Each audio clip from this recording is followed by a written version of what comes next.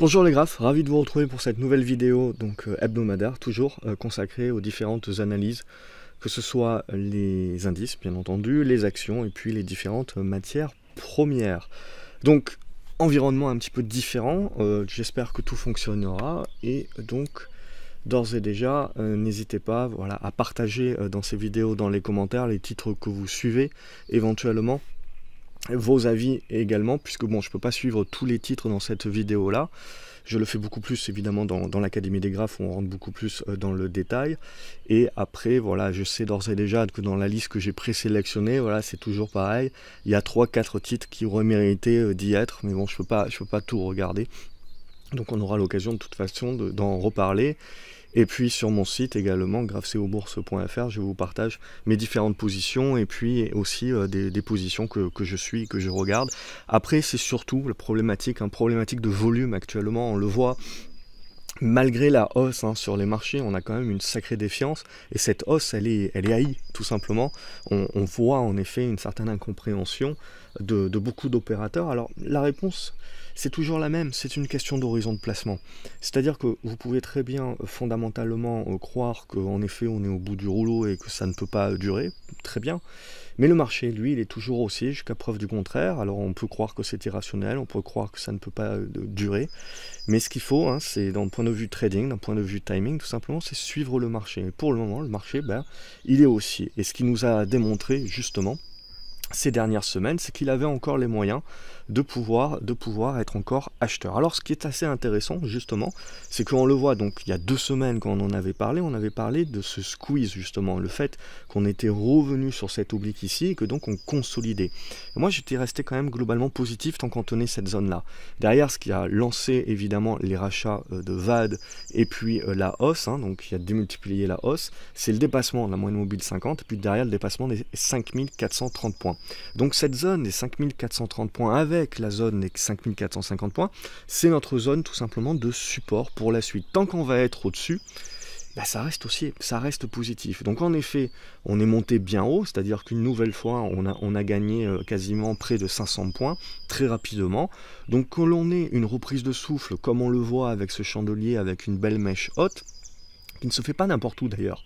Si je recule un petit peu, c'est une oblique que j'avais proposée et en fait à quelques points près, à 5 points près, on est venu la tester. Donc c'est une oblique de résistance pour le moment que j'ai en hypothèse et que je valide en hypothèse donc avec la séance du jour. Alors on a une mèche haute, voilà, c'était les 4 sorcières également, on a eu justement des débouclements de positions, on peut penser que la semaine prochaine certainement les positions en VAD seront potentiellement reprises, mais il faut éviter de se biaiser, il faut éviter, je serais tenté de dire, de penser que ça ne peut pas tenir parce que malheureusement, c'est comme ça qu'on fait les plus grosses erreurs sur les marchés.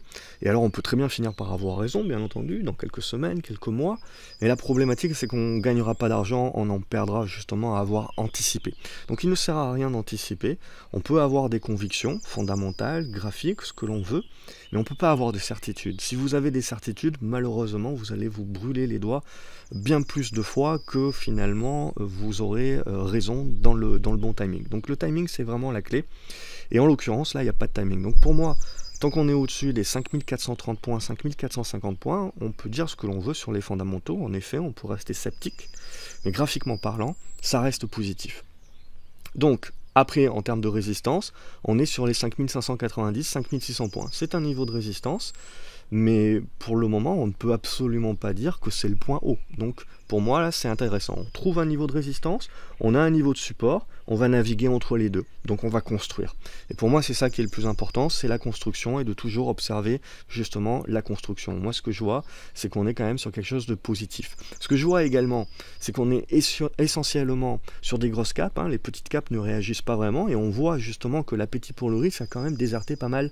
Et on le voit notamment sur les biotech qui se font pas mal dézinguer et on le voit sur d'autres petits dossiers. Donc, on a quand même, on le voit, un marché qui monte, mais un marché qui monte surtout en étant ultra sélectif, et donc un marché qui reste dans la défiance, puisque justement cette sélectivité nous démontre qu'on a un appétit pour le risque quand même qui, malgré la hausse, ne revient pas. Alors peut-être que ça reviendra la semaine prochaine, dans 2 semaines potentiellement, ou que ça ne reviendra pas du tout. C'est ça qu'il va falloir observer, et ça va s'observer justement sur les petites capes. Est-ce que l'appétit pour le risque peut revenir sur les petites capes? Si la réponse est oui, on a tendance à dire que finalement on va avoir, après la hausse des grosses capes, on va avoir la hausse des petites capes. Si la réponse est non, c'est ça qu'il faudra interpréter comme un signal de faiblesse. Pour le moment, donc, on est en observation. Donc l'idée, c'est toujours la même sur le CAC 40, on peut consolider, mais on ne remettra absolument pas en cause le mouvement haussier, tant qu'on tient cette zone des 5000, je peux même aller jusqu'aux 5390, pour moi ça n'inversera pas encore la vapeur. Donc 5400, 5410, 5430, vraiment c'est pour moi le gros niveau pivot au-dessus duquel on reste graphiquement positif. Au niveau du Nasdaq, pour moi les Américains ils veulent aller chercher des records. Donc pourquoi pas le S&P, pourquoi pas les 3000 points, le Nasdaq, pourquoi pas les 8000 points, bref, on en reparlera. Pour le moment, on ne va pas l'anticiper, de la même manière qu'on n'anticipe pas les retournements baissiers, on n'anticipe pas également les explosions euphoriques à la hausse, etc. On suit la tendance. Et là, en l'occurrence, la tendance elle est haussière, point barre.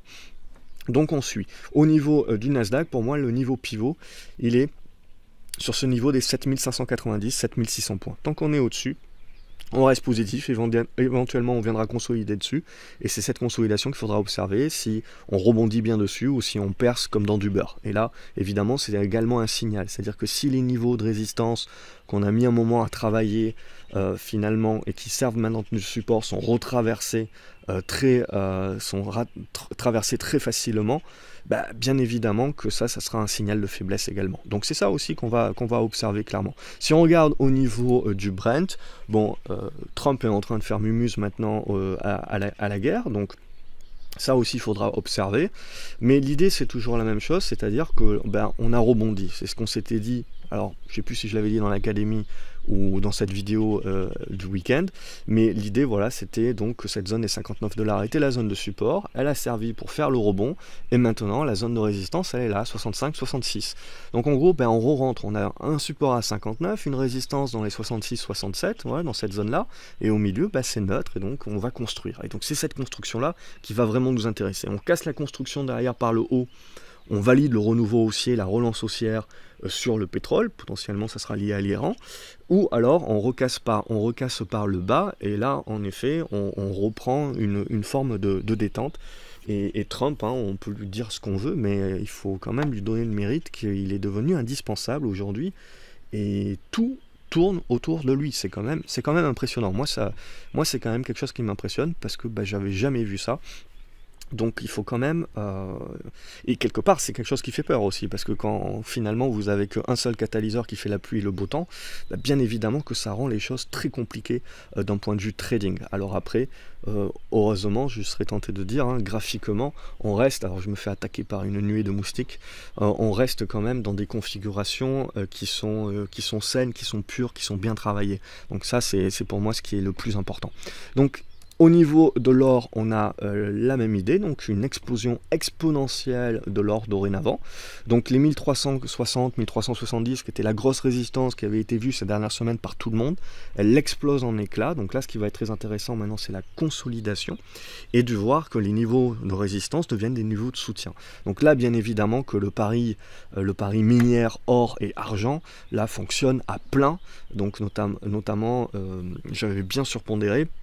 Donc là, clairement, mon portefeuille court terme, finalement spéculatif, qui est assez orienté small cap, il n'a rien fait cette semaine, alors que mon portefeuille grosse cap et orienté également or, argent, c'est lui qui a rapporté une grosse performance cette semaine, entre la semaine passée et cette semaine, c'est plus de 4%, 4,5% de performance. Alors après, il faut s'attendre, bien évidemment, à ce que ça soit volatile, puis surtout sur les minières, ça reste quand même du volatile, ce type d'action-là, donc il faut le prendre en considération également et accepter que on peut faire de belles performances, mais également quand il va y avoir des consolidations, il faut accepter que ça ne sera pas des petites consolidations aussi.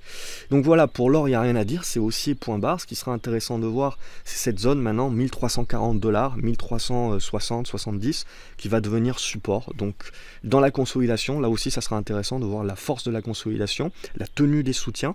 Et donc du coup, c'est ça qui nous dira et nous indiquera de dire, ben, on va renforcer les minières justement encore plus.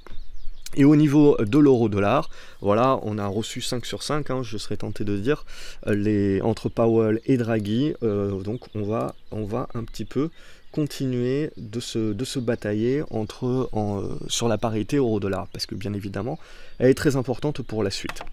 Donc graphiquement parlant, on est sorti du biseau descendant, donc pour moi on est toujours positif et c'est toujours le scénario de hausse que je privilégie. Maintenant, pour le valider, il faudra dépasser cette zone des 1,1340, c'est ça qui permettra de valider. Alors après, il ne faut pas penser que ça va monter vraiment en ligne droite. Il y aura des gros niveaux intermédiaires, notamment cette zone des 1,16 et cette zone des 1,17, 1,18, on voit qu'il sera un gros niveau pivot. Donc déjà là, on a un retournement haussier qui est en train de se mettre en place, qui se validera au-dessus des 1,1314 et derrière qui éventuellement nous ouvrira la porte des 1,17. Voilà un petit peu ce que je voulais vous dire cette semaine sur les principaux indices. On va passer directement aux actions. C'est essentiellement les mêmes actions que l'on suit, donc c'est pour vous faire un suivi par rapport à ce qu'on avait dit les 2 précédentes semaines. Donc au niveau de AST Group, on a bien eu le breakout, la cassure haussière de cette résistance, et donc on est venu chercher, j'avais parlé de la zone des 4,50, on est venu chercher la zone des 4,40, et donc là on est en train de consolider. Bon, c'est une consolidation, une construction tout à fait normale et saine qui est en train de se mettre en place sur AST Group. Après, le fait que le carnet d'ordre est assez vide, assez creux, eh ben, ça fluctue quand même pas mal, et ça aussi il faut le prendre en compte dans sa position. Au niveau d'Adosia, ça se comporte plutôt bien, on est en train de reconsolider suite à la dernière cassure de résistance, donc la question sera toujours pareille, est-ce qu'on est capable de relancer maintenant la hausse et de réussir à casser ce gros niveau de résistance sur la zone des 22 €. Donc j'avais pris une partie de mes profits, j'ai conservé le solde justement pour jouer éventuellement cette cassure là. Au niveau d'Air France, alors hausse du pétrole, baisse du pétrole, ça sera la bonne question, mais surtout pour moi ce qui est très important, c'est qu'on est revenu sur cette oblique haussière aujourd'hui et on a méché dessus, donc ce qui la rend pertinente, ce qui valide sa pertinence de par le marché. Donc on reste éventuellement en rebond technique. Là, on valide juste un support oblique, hein. Donc c'est absolument pas nécessairement un signal acheteur, qui plus est moyen long terme, c'est pas le cas. On est baissier, on n'est pas moindre risque. Par contre, on valide un support oblique. Donc c'est ce qui permet derrière à des court-termistes éventuellement de jouer des rebonds et d'avoir des niveaux d'invalidation et des repères justement pour leur plan de trading. Sinon, les volumes sont forts, mais c'est normal, hein, sur les grosses caps, comme on est sur une journée des 4 sorcières, c'est normal qu'on ait eu des volumes assez forts. Graphiquement parlant, il faudra revenir au-dessus des 8 €. Aquel continue son petit bonhomme de chemin, donc ça reste positif. On avait cassé ce biseau descendant à la hausse, on avait effectué le pullback, et donc là on est en train de continuer notre petit bonhomme de chemin. Donc je reste globalement positif au-dessus des 15,50 € sur Aquel. Sur Aperam c'est pareil, on arrive sur la résistance, on peut éventuellement aller chercher un petit peu plus haut, je pense vers la zone des 25,20 €, 25,80 € éventuellement, mais la finalité sera la même, c'est-à-dire une consolidation et une congestion. C'est ça vraiment que j'attends, j'ai toujours la position en long terme. En court terme, j'attends cette congestion pour éventuellement revenir sur le titre. Artefact également, ça se comporte très bien. Il y a eu des volumes hier, petite valeur, hein, mais on a une belle congestion également qui se met en place et dont on est sorti hier par le haut. Donc ça aussi, ça méritera certainement encore un petit peu de construction. Mais globalement, on est en train de faire une fin d'hémorragie là-dessus. Au niveau de Big Bang Interactive, pas plus à se dire depuis qu'on était positif sur le dossier, hein, depuis la zone des 9,40 € à peu près. Donc là, on voit à taper une résistance, éventuellement on consolidera, on reprendra son souffle. Ça sera rien de bien méchant et ça ne remettra pas en cause la tendance haussière. Et certainement, voilà, pour moi, cette zone des 10,80 € est une zone de soutien. Au niveau de BlackBerry, donc valeur sur les US, qui commence par sa pondération dans mon portefeuille long terme à devenir en gros mon tracker US. Donc l'idée c'est que là on a eu un bon rebond, c'est ce que j'attendais, donc là par contre j'ai eu un bon coup de bol, c'est-à-dire qu'au centime d'euro près, je suis rentré quasiment sur centime d'euro de dollars pardon près, je suis rentré sur les plus bas. Donc là dorénavant on a une bonne congestion, et évidemment pour valider le retournement, il faudra valider la cassure des 9 $.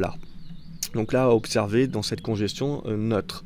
Au niveau de bons duels, c'est cette oblique baissière qu'il va falloir casser à la hausse, des bons volumes également aujourd'hui. Donc voilà, c'est pas une grosse action, mais du coup c'est pas une grosse action. Ce qui est bien, c'est-à-dire qu'elle n'est pas spéculative dans le sens où elle n'est pas volatile. Donc en fond de portefeuille, c'est quand même agréable d'avoir du bon duel et en plus ça se comporte très bien en ce moment et on a un retournement qui peut éventuellement se valider. Un peu plus spéculatif, ça par contre c'est budget télécom. J'ai une oblique ici de résistance sur les 3,80, le gap ici, donc on peut penser qu'on peut éventuellement essayer de s'attaquer. On a quand même fait une mèche haute, mais on a quand même 2 journées de beau volume, donc on a une construction qui peut redevenir intéressante sur budget télécom, ça reste spéculatif. Au niveau de CGG, du coup, avec la remontée du pétrole, on a eu une belle remontée également des parapétrolières, parapétrolières, et on est revenu chercher cette oblique là, et on est en train de tenter de la percer. Donc moi je pense que éventuellement ça peut consolider, mais c'est un très beau retournement qui est en train de se mettre doucement mais sûrement en place sur CGG. Là aussi je reste positif. Au niveau de Claranova, il y a beaucoup de personnes qui m'ont posé des questions. Pourquoi ça bouge pas? Pourquoi les volumes se sont réduits? Il y a un regroupement d'actions. Donc il y a un regroupement d'actions qui doit avoir lieu, et surtout l'action ne va plus être cotée va plus être disponible sur le SRD. Il faut savoir que ce type de titre là, ce type de penny là, avec énormément de volume, c'était l'idéal pour un trader de court terme en effet de levier SRD. À partir du moment où vous enlevez ça, vous regroupez les actions, vous allez d'autant réduire le volume, et puis en plus il n'y aura plus également le SRD pour pouvoir augmenter les volumes de par l'effet de levier. Donc l'idée elle est là. Après pour moi je pense qu'à terme, à court terme ça peut faire un petit peu mal, ça peut enlever le côté spéculatif, mais à long terme c'est bénéfique pour l'action. Donc ce regroupement, plus le fait éventuellement de plus être au SRD, bon, on peut commenter là-dessus, mais c'est pas l'idée. Mais également, voilà, on va avoir un titre qui va être plus axé investisseur. Donc je pense qu'à long terme, ça ne sera pas préjudiciable, bien au contraire. Graphiquement parlant, il faut toujours casser cette oblique-là. Tant qu'on ne casse pas cette oblique-là, on n'a pas de signal d'achat, de relance haussière. Sinon, on est en consolidation, c'est toujours un biseau descendant que je privilégie, qui va plus ou moins se jumeler, on le voit, à cette oblique haussière. Donc ça tourne autour des 76 centimes d'euros. Ça sera important de tenir cette zone-là. Tant qu'on ne casse pas cette zone-là, bon, ma foi, c'est une consolidation un petit peu plus forte que d'habitude, mais ça reste une consolidation à ce stade. Après, ce qu'il faudra attendre, on a de l'attentisme, tout simplement, c'est le regroupement. Donc on attend le regroupement, on attend de voir les volumes un petit peu avec le regroupement, et derrière que ça stabilise, et puis là, derrière également, on pourra valider un petit peu plus ces figures. Curve Mining, donc là, vous le voyez, la volatilité sur ces actions, donc on en avait parlé, je vous en avais parlé dans cette zone-là, des 2,90 $ et des brouettes. Donc j'avais vendu une moitié de position ici, trop tôt, et j'avais voulu renforcer ici, mais pour quelques centimes de dollars, j'ai pas pu suivre, donc c'est dommage, mais c'était ça le plan.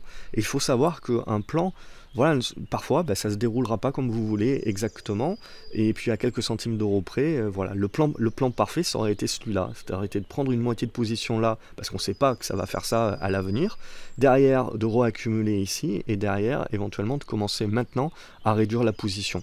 Ça s'est pas passé comme ça, donc j'ai bien vendu ici, mais j'ai pas pu reprendre ici, mais il me reste quand même une moitié de position que je laisse filer maintenant. Donc cette moitié de position, elle va certainement commencer à buter, on le voit sur cette zone des 4,20 $, donc qui est un niveau de résistance. Il faut s'attendre à une consolidation qui sera au prorata de la hausse, on est quand même passé de 2,80 $ à 4,20 $.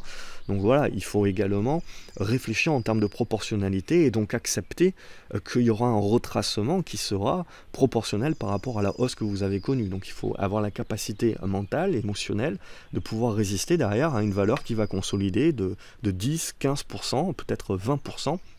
Dans la foulée, sans pour autant remettre en cause le signal qu'elle nous a donné dorénavant.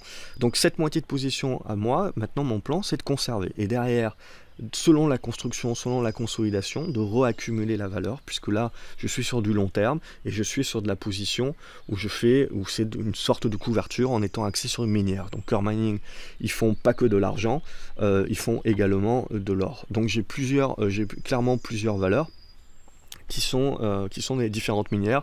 Vous avez également Barrick Gold qui a bien breaké aussi. De toute façon, toutes les valeurs sont très très bien parties cette semaine avec la validation de la cassure de l'or.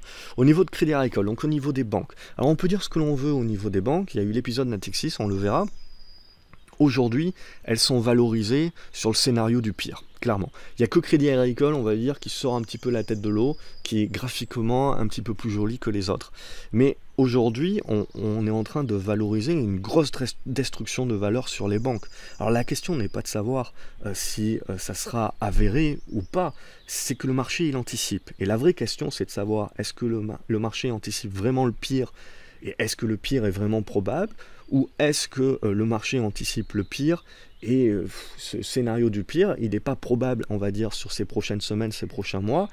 Et donc on peut avoir peut-être quelques bonnes nouvelles et repousser un petit peu l'échéance. Et donc là, potentiellement, c'est se dire que on a à ce moment-là un potentiel sur les banques. En attendant, graphiquement parlant, il n'y a pas de raison d'acheter tant que vous n'avez pas de cassure de résistance. Sinon c'est anticiper, c'est acheter potentiellement des couteaux qui tombent, c'est donc prendre un risque. Donc essayer voilà, d'éviter d'avoir des convictions trop fortes qui deviennent des certitudes, parce que c'est là où les problèmes arrivent. Au niveau de Crédit Agricole, c'est celle qui a la tête la moins moche, mais on voit qu'on a quand même buté sur les 10,80 €, donc ça c'est la résistance. Si on veut penser que le CAC 40 peut continuer à monter, on aura besoin de toute façon du secteur bancaire. Et donc il faudra un rebond du secteur bancaire. Pour qu'il y ait un rebond de ce secteur bancaire, on voit que graphiquement, il faudra valider pour Crédit Agricole la cassure des 10,80 €. Tant que ce n'est pas le cas, on a une consolidation qui est plutôt neutre. Donc on casse par le haut, on valide un petit peu ce renouveau et ce rebond au niveau des valeurs bancaires, on casse par le bas, on valide le fait que les valeurs bancaires vont avoir beaucoup plus de mal sur la suite des opérations et évidemment que ça aura un impact négatif sur le CAC 40. Donc tant que là on est tout simplement neutre, on est entre les deux, donc on est en attente. Et donc juste je vais aller beaucoup plus vite et je vais passer directement à Natixis. Bon, l'idée sur Natixis, voilà, c'est de reculer, de prendre un petit peu du recul. Et de la même façon que sur Société Générale, je vois un biseau descendant. Alors ce biseau descendant, pour moi, le but, voilà, là on fait une mèche haute, donc on a quand même des rachats. Donc après, le but c'est pas d'essayer d'acheter le point bas et de se dire j'essaye d'acheter le point bas, j'essaye d'acheter parce que ça baisse, j'essaye d'acheter parce que j'ai l'impression que ça se paye pas cher dorénavant, c'est vrai, puisque le marché est en train de valoriser le fait que les banques vont détruire énormément de valeur. La vraie question c'est de savoir elles vont réellement détruire cette valeur, plus, moins, et donc le marché s'ajustera derrière en perspective. Mais là, c'est pas vraiment la question. Pour moi, ce qui est important, c'est de se dire, j'ai une figure graphique, j'ai un support, une hypothèse de travail. Cette hypothèse de travail, elle me donne 3,10 €, 3,15 € comme étant un gros support. Je vais pas laisser une épuisette là-dessus. Donc, c'est-à-dire que je vais attendre que le marché me prouve déjà que ma figure est valide. Et en me prouvant que ma figure est valide, du coup, il va me donner un repère. Donc du coup, là, ça va me permettre éventuellement de rentrer par anticipation, mais parce que j'ai un repère. C'est-à-dire que très rapidement, si on éclate mon repère à la baisse, je peux vendre ma position très rapidement, et comme je ne rentrerai pas en une fois, je rentrerai en plusieurs fois, pour lisser également mon risque et mon entrée, du coup, je ne perdrai pas beaucoup d'argent, et je me donne les moyens, voilà, de commencer à dimensionner une position d'un point de vue fondamental, et puis avec une sécurité technique derrière. Donc c'est ça la logique qu'il faut avoir. Acheter pour acheter en se disant c'est un point bas, mais on n'a aucune notion graphique, aucun repère, c'est finalement se brûler les doigts, puisque quand ça continuera à baisser, vous n'aurez pas de plan. Et comme vous n'avez pas de plan, vous ne saurez pas couper justement très rapidement. Parce que bon, on peut toujours tenter d'acheter et de se dire là c'est un point bas, etc. Mais il faut avoir un plan. Si on n'a pas le plan, malheureusement le point bas pour trader le rebond court terme, derrière ça devient finalement un investissement long terme. Donc un trading finalement de court terme qui se rate, devient un investissement long terme. Et ça, évidemment, il ne faut pas le faire. C'est là où les ennuis commencent. Voilà, je reprends un petit peu pour refermer l'aparté par rapport à toutes les questions que j'ai reçues par rapport aux banques, etc. DBV Technologies, c'est la même idée. Il faudra breaker les 16,60 € pour pouvoir lancer la machine, ou sinon on est en attente. Au niveau de Derichebourg, là aussi on a une congestion qui est en train de se mettre en place. Il faut la laisser vivre, il faut la laisser prendre forme. On a un soutien sur les 3,15 €, mais c'est surtout le débordement, on le voit, des 3,35 € qui sera important, et puis la fermeture du gap. Là on commencera à parler. Au niveau de NG, on a breaké. Donc on a fait une très belle figure en triangle descendant. On a fait un break, on a fait derrière ce pullback sur ce niveau intermédiaire des 12,80 €, et derrière, pouf, on booste. De toute manière, c'est bien simple. En haut de cycle, avec un marché qui clairement a moins d'appétit pour les risques, il va chercher des actions qui vont être non cycliques, et notamment télécom, utilities, donc tout ce qui, en fait, même en cas de récession, est quand même utile, c'est-à-dire que vous n'allez pas réduire votre consommation de bouffe, vous n'allez pas réduire votre consommation d'électricité et compagnie, voilà, vous allez continuer de garder un confort de vie. Et donc ça, vous allez continuer de payer. Par contre, vous allez réduire tout ce qui est cyclique, bien entendu, c'est-à-dire tout ce qui n'est pas indispensable. Ça, vous allez réduire, et donc ça, c'est beaucoup plus impacté par la récession. Donc la différence, aussi, on m'a demandé, valeur cyclique, valeur non cyclique, évidemment, il faut rentrer un petit peu plus dans le détail, mais je schématise exprès. Au niveau de Eramé, on est toujours dans un rebond actuellement, et dans une construction. Donc ça, je continue d'observer, je continue d'être intéressé. On a un support intermédiaire sur la zone des 53 €, et je continue de rester positif là-dessus. Mais globalement, voilà, je laisse vivre le trade et j'attends que ça me construise une figure. Pour l'instant, voilà, je trouve pas fameux. On peut juste dire en gros qu'on est dans un gros range, 45, 46 €, 70 €. Et donc on est en train d'essayer de construire un petit peu à l'intérieur. Erytech Pharma, donc comme toute biotech, elle a du mal. Donc on a une certaine défiance, on le voit, le carnet d'ordre est creux. Donc c'est vite pour eux, tout simplement. Pour moi, le dernier rempart, voilà, il y a les 6,5 € et puis derrière, il y aura le bas du biseau qu'on peut trouver quasiment sur les plus bas. Sur ces niveaux-là, à 5,80 €, 5,90 €, on est en train de pricer la trésorerie. Donc c'est-à-dire qu'on price la recherche à 0 sur Erytech, ça me paraît un peu gros, mais le marché a raison, donc il faut faire attention par rapport à ça, dimensionner les positions en fonction du risque. Évidemment, le vrai signal, il ne viendra que sur cassure haussière, donc on le voit déjà, 6,60 €, 6,80 €, 7,20 €, 7,10 €. Voilà, casser ces niveaux-là, c'est ça vraiment le signal, sinon c'est de l'anticipation. Et là, clairement, j'ai anticipé. Au niveau de Genfit également, on a cassé par le bas. Alors, graphiquement, bon, je ne vais pas m'attacher aux fondamentaux, j'ai déjà pas mal répondu sur ça. Pour moi, ce qui va m'intéresser, clairement, c'est la construction d'une figure, et déjà pour commencer, la cassure de cet oblique. Tant qu'on ne casse pas cet oblique, on continue de se chercher. Il y a un bon support sur la zone des 17,60 €. Il faudra casser cet oblique-là. À partir du moment où on va casser cet oblique-là, on va mettre en place un rebond technique à ce stade-là, qui derrière construira. Et là, quelque part, ça devrait nous donner quelque chose sur la fin de l'été. Je pense quelque chose d'un petit peu plus mature. On aura l'occasion d'en reparler. Groupe Open également, ça consolide, ça congestionne. Rien de bien méchant, mais pour délivrer le potentiel suivant, on le voit, il faudra casser cette zone des 18,50 €, 18,80 €. Guillemot, également une congestion qui est en train de se mettre en place, le débordement des 3,25 € devrait libérer la suite du potentiel et potentiellement la spéculation autour d'une OPR, c'est ce qu'on peut penser éventuellement. Au niveau d'Eliad, vous le voyez, c'est le dépassement des 105 € qui vous donne un signal. Sinon, on est en train de construire, c'est-à-dire que on était dans une hémorragie, fin d'hémorragie, rebond, consolidation du rebond. Vous le cassez par le bas, c'est terminé. Donc on reprend la tendance baissière, vous le cassez par le haut, on valide un retournement un petit peu plus fort. Inat Pharma, là aussi, on voit une défiance, on est en train de jouer avec le feu. Donc cette oblique-là, déjà, je peux la virer parce que, hop, si j'arrive à retrouver ma souris, parce qu'elle n'est pas probante. Par contre, cette oblique-là, on verra si elle est probante ou pas. Sinon, on reste dans un léger canal descendant. Mais en gros, si on casse ça par le bas, qu'on commence à écarter la Bollinger, il faut se méfier.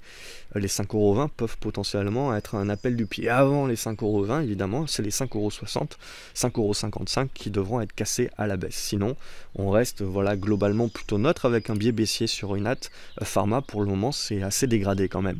Intégragène également, assez dégradé. Il faudra redéborder cette zone des 1,45 pour donner un vrai signal. 1,45, 1,55. Je reste globalement positif sur ces valeurs fondamentalement, mais après, voilà, il y a une différence entre les convictions fondamentales que l'on peut avoir et la réalité graphique derrière. Et c'est là, justement, où il faut éviter que ces convictions fondamentales deviennent des certitudes, à ne pas voir finalement ce qui est en train, les dégradations graphiques qui sont en train de se mettre en place techniquement parlant, et du coup ne pas réagir, parce que c'est là bien évidemment qu'on va au-devant de graves problèmes.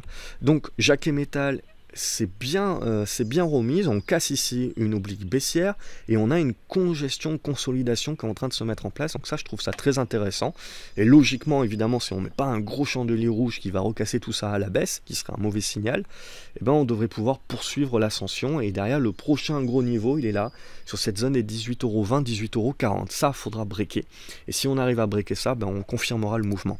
Au niveau de Morel et Prom également, je trouve la figure plutôt pas mal, donc biseau descendant. Il faudra déborder, on le voit, cette zone des 2,95 €. Donc là, ça sera vraiment intéressant pour la suite des opérations. Ça devrait nous renvoyer vers les 3,20 €, 3,30 €. Et derrière, on devrait avoir une construction. Et là, un investisseur, donc là, c'est plutôt du court-termisme. Et derrière, l'investisseur moyen-long terme, lui, il attend que le rebond se fasse. Et derrière, on attend la construction, la congestion. Et là, éventuellement, on aura justement des signaux qui nous permettent de rentrer plus à moyen terme. MBWS, court terme, c'est un débordement des 2,25 €, 2,40 € qui donnera une spécu haussière. Et après, à moyen terme, il y aura certainement une construction intermédiaire. Au niveau de Median Technology, on voit qu'on est en train de congestionner ici. Donc, si ça, je vire...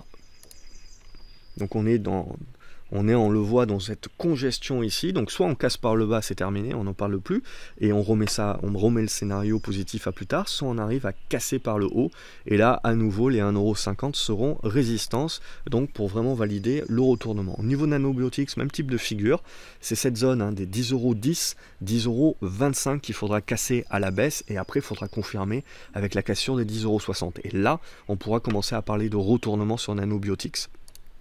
Natixis, on l'a vu, Nexan également a bien rebondi, on est revenu sur la zone des 29,60 €, 29,70 € comme résistance, et donc là on va construire dans cette zone là. On casse par le haut, on relance la hausse, on casse par le bas, et ben on aura à nouveau de la faiblesse, et notamment de la faiblesse sur les indices à n'en point douter. En co-design, là aussi fondamentalement, je suis très positif sur le dossier, par contre graphiquement parlant, c'est moche, donc on est dans un timing. Donc on voit bien que même si on pouvait rebondir jusqu'au 6,40 €, ça va être compliqué éventuellement, donc on va continuer là de naviguer, et il faut valider cette zone des 5,80 €. Donc on voit qu'on a eu un premier rebond dessus, donc si jamais on retourne dessus, il faut les défendre. Si on arrive à les redéfendre une nouvelle fois, ça sera un premier signe que le titre va chercher une fin d'hémorragie. Sinon, si on traverse comme dans du beurre, on continue la tendance baissière, on n'essaye pas d'attraper le couteau qui tombe.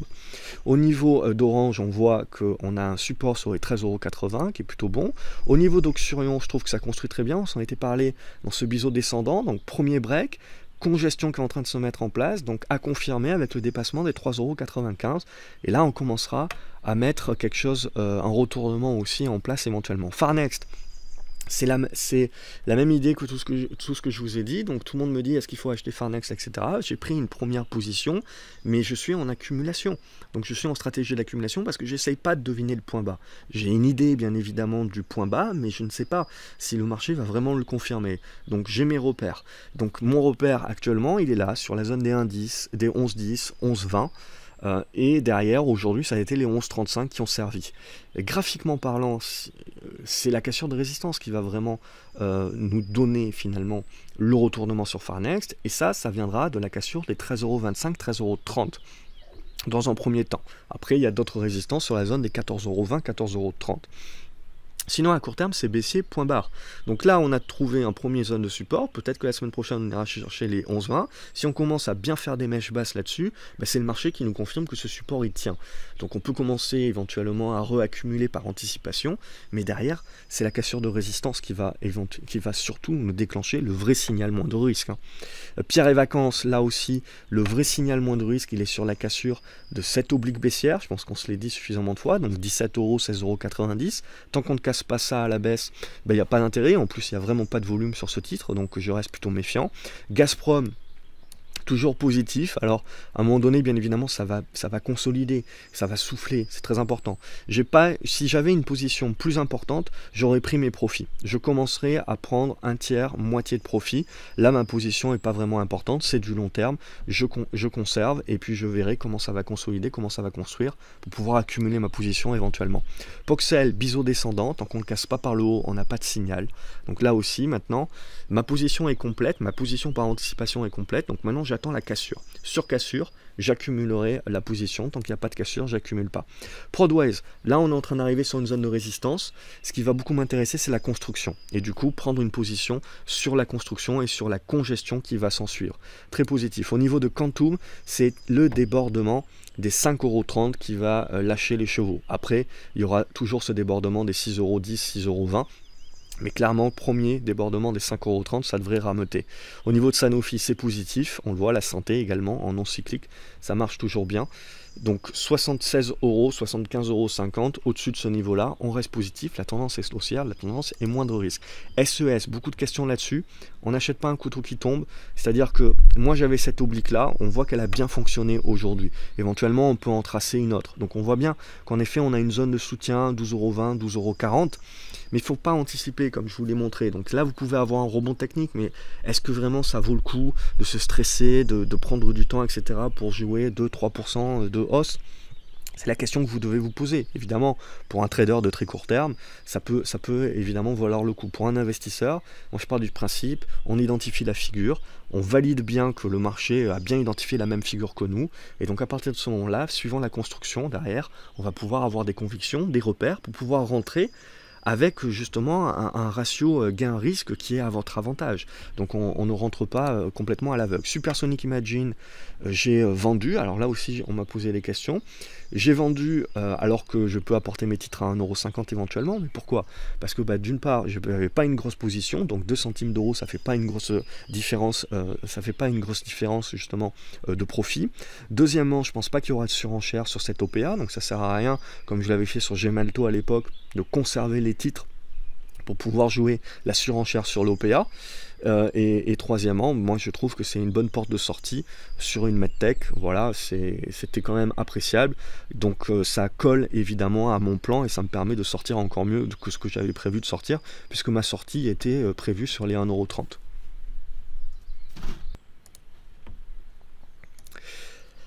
Total également, ça s'est bien repris, hein. On voit les bons volumes avec, justement les débouclages de position. Et derrière, on voit là le regroupement, clairement, hein, cette médiane autour de 48 €. Tant qu'on est au-dessus, c'est positif, hein, ça s'est bien retourné. Total Gabon, il n'y a pas de volume, mais je reste globalement positif, hein. Il faudrait redéborder cette zone des 143 € pour relancer un petit peu la machine. Au-dessus des 130 €, 135 €, je reste globalement positif, long terme, hein. Valeo, on a un bon rebond qui se met en place. On arrive sur une résistance sur les 27, mais là aussi, je veux dire, tant qu'on ne va pas repasser sous les 24,80 €, 23,70 €, on n'a pas de relance de la baisse. Donc là, on est plutôt dans un rebond technique qui va demander à construire, à congestionner. Et là, la question, c'est est-ce qu'on est capable de sortir par le haut? Auquel cas, ça valide un rebond sur des secteurs comme les banques, comme justement l'automobile. Et ça va permettre peut-être au luxe de reprendre un petit peu son souffle parce qu'il est parti de plein pot. Et c'est jamais bon d'avoir ces euphories haussières. Et tous les gérants finalement qui vont s'agglutiner sur les mêmes titres, hein, ça finit toujours mal. Donc l'idée là, c'est qu'il y ait une rotation. Si on a cette rotation, ça veut dire que on a encore les moyens de monter sur les marchés. Peu importe ce qu'on dit fondamentalement parlant. Si on n'a pas cette rotation, ça veut dire clairement que là, il faut quand même se méfier. Parce que ça veut dire qu'on ne tient que grâce à un secteur d'activité ou à une poignée de titres, et que évidemment ces titres feront des corrections à la hauteur de leur hausse exponentielle, et évidemment ça peut apporter une grosse volatilité et ça peut faire mal très rapidement. Donc c'est ça aussi qu'il faut prendre en compte. Au niveau de Vallourec, on voit qu'on a eu ici une très belle construction qu'on a cassée par le haut, et donc on a cassé les 2,50 € également par le haut. On arrive sur une oblique haussière que j'ai, alors une double oblique baissière et haussière qui me donne une résistance sur la zone des 2,60 €. Donc on a approché avec une mèche haute aujourd'hui. Éventuellement on peut aller jusqu'à la moyenne mobile 200 éventuellement. Mais bon, ça aussi c'est positif, ça peut appeler une construction alors qu'il y a un petit peu d'orage dans l'air. Vernier, c'est une petite valeur. Là, je trouve qu'on a une bonne congestion. J'attends un débordement. Alors, j'attends rien puisque ma position est complète. Mais clairement, pour qu'on redevienne positif sur une relance haussière, il faudra dépasser les 29 centimes d'euros. Exilam Animation, on en avait parlé justement ici. on avait pu déborder, on a fini par casser cet autre oblique, et regardez, hein, le marché, il valide cet oblique-là, puisqu'on fait un pullback avec une mèche baissière pile poil dessus. Donc là, clairement, on reste positif sur la continuation, la construction, la continuation haussière de Xilam Animation. De toute manière, tant qu'on va rester au-dessus de ces 39 €, il y a de quoi rester positif sur le retournement qui est en cours sur Xilam Animation. Donc globalement, ça reste positif. Donc, évidemment, qu'il y a des rebonds techniques à jouer, mais il faut que ça soit valide par rapport à votre profil, hein. On ne cherche pas à faire des trucs à l'aveugle, il faut mettre en place des plans pour avoir un bon risque, un bon ratio gain-risque, évidemment. Et ensuite, pour les personnes qui sont plus moyen long terme, bah, il faut se focaliser sur les actions qui valident des retournements déjà, ou qui sont dans des tendances déjà moins de risque. Il y a encore beaucoup de titres, hein, qui sont dans ces moments-là, et on s'assure de tout simplement de mettre les probabilités de son côté. Donc voilà, il y en a un petit peu pour tout le monde, mais il faut éviter de se tromper. Si on est long terme, il faut éviter d'essayer d'acheter en se disant bah, c'est un point bas, parce que émotionnellement on va se mettre dans des problématiques. Voilà pour cette vidéo, j'espère que ça vous a plu. N'hésitez pas à commenter également, je ne peux pas voir tous les titres, je trouve qu'il y a des choses intéressantes, les volumes. Alors graphiquement c'est pas intéressant, mais sur SRP il y a des volumes là sur ces 2 dernières journées, donc à voir pour la semaine prochaine. Et après, bon, il y a d'autres sites que je trouve intéressants, mais j'ai une sélection à faire. Donc n'hésitez pas dans les commentaires à me dire ce que vous pensez, quelle est votre opinion, comment vous voyez la suite des opérations, et quels sont les titres que vous avez en portefeuille ou que vous suivez éventuellement pour des achats. Voilà, je pense que ça permettra de rendre plus exhaustive la vidéo. En attendant, je vous souhaite un excellent week-end. N'oubliez pas de vous abonner à la chaîne, comme ça vous loupez aucune de mes publications, et je vous dis à la semaine prochaine pour voir un petit peu comment tout ça, bien évidemment, ça va se goupiller pour la suite des opérations. En attendant, voilà, il faut éviter de transformer vos convictions fondamentales en certitude, et donc du coup d'être frustré par le marché et de vous dire c'est n'importe quoi. Donc n'hésitez pas à revoir d'autres vidéos, notamment sur la gestion des émotions, la gestion du mindset que j'avais pu faire sur la chaîne. Donc n'hésitez pas, ça vaut le coup de temps en temps, même si on sait, de se refaire un petit rappel, parce qu'on a beau savoir, parfois on n'applique pas. Et c'est ça la clé, hein, en bourse, c'est pas que de savoir, c'est de réussir à appliquer aussi. Excellent week-end à vous les graphes, merci d'avoir regardé cette vidéo, je vous dis à lundi, salut.